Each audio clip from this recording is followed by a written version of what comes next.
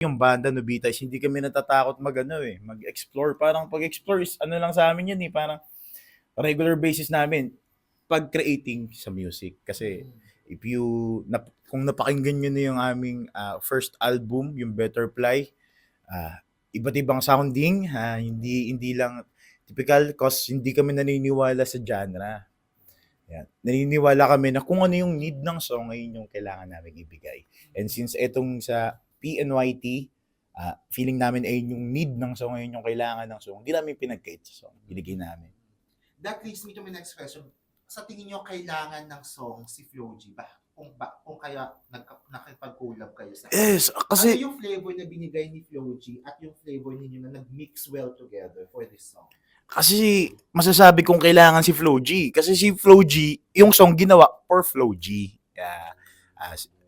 Since kung makapagbigay ako ng backstory, nagtagpo kami kasi ni Flo sa sa kasal, wedding ni Kong and V.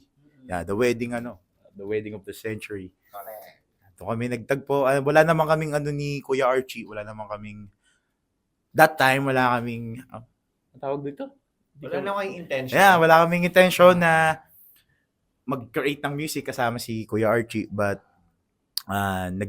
nagkaroon kami ng, hindi naman small talks, hindi kami nakapag-usap sa kasal ni Kong, pero while nung tumutugtog kami, nakikita namin si Kuya Archie na sumasabay siya sa music na tinutugtog namin, and yung song na yun that time is gitna, bagong song, hindi pa siya nare-release that time, so nakita namin na si Kuya Archie na-appreciate niya yung namin, yung performance namin. Then we tried na, uy, baka posible naman pala, di ba?